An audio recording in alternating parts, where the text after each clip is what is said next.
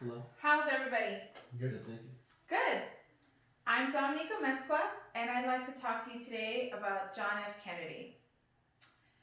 What can you tell me about him? He was one of many presidents. Yes? I believe he was assassinated. Yep, he was. Well, what I'd like to do today is recap a little bit of what you already know of him and maybe teach you something new tonight. Okay. Okay? John F. Kennedy was a martyred president. He was assassinated in the prime of his youth. Fred Barnes, executive editor of the Weekly Standard magazine, mentions that we remember him as a popular president, extremely approachable and likable. He is rated above practically every president that we have ever had, aside from FDR, George Washington, and Abraham Lincoln. John F. Kennedy was born May 29, 1917, to a wealthy Boston, politically connected Irish Catholic family. He was known as Jack to his family and his 8 brothers and sisters.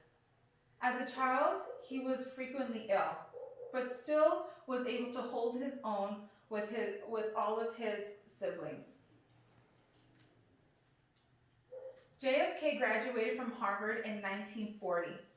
His senior thesis was on how England was so ill-prepared for World War II. It was so timely received that it was published as Why England Slept, and it became a bestseller. During World War II, John was a genuine war hero. Mark Feldstein, professor of journalism, University of Maryland, stated Kennedy was in the Navy in the Pacific when his ship was sliced in half. Being a captain at this time, he was responsible for the men's lives on board and rescued one of them personally himself, using his teeth to hold on to the life vest of that man and swimming to a nearby island.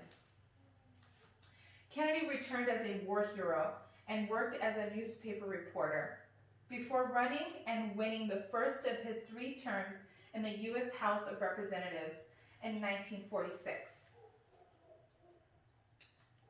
In 1952, Kennedy ran for U.S. Senate. When Kennedy announced his candidacy, he was considered an underdog and surprised everybody.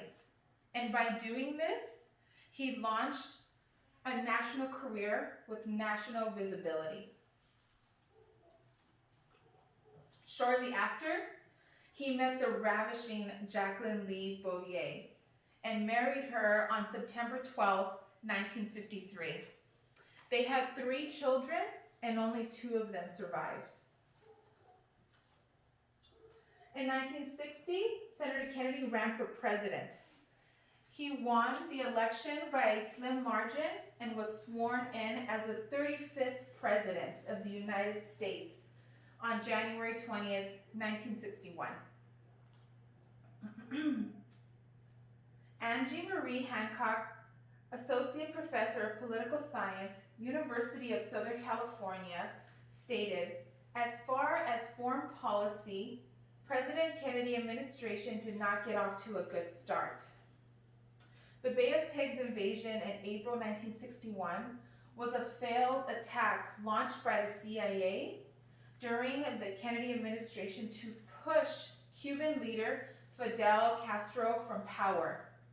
1,400 American-trained Cubans who had fled their homes when Castro took over power launched a full-scale invasion, which did not go well. They were badly outnumbered by Castro's men and surrendered less than 24 hours. Kennedy's successions greatly outnumber his failures. Some of his successions include the following: the New Frontier Program. The New Frontier Program, which included massive expenditures on social reforms and welfare, as well as ambitious new projects such as the Peace Corps, which provided international and social economic development assistance. Space exploration. In 1961, President John F. Kennedy began a dramatic expansion on the United States space program and committed to the nation to an ambitious goal of landing a man on the moon at the end of that decade.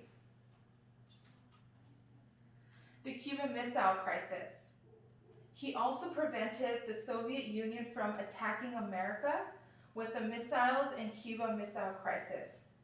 In October 1963, he signed a treaty which prohibited nuclear weapons tests or nuclear explosions underwater, atmosphere, and in outer space.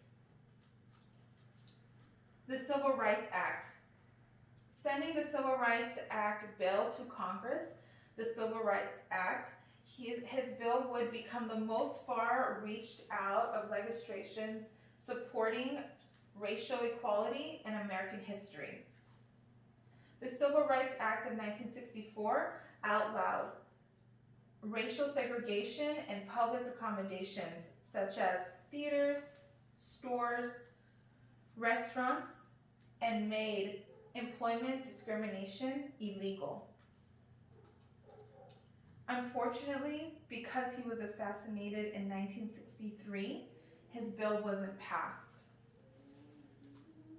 Pat Morrison, columnist of the Los Angeles Times, stated Kennedy's hold on the popular imagination was in his glamour, his family, the sense of confidence that he was able to exude, and of course, his traumatic death.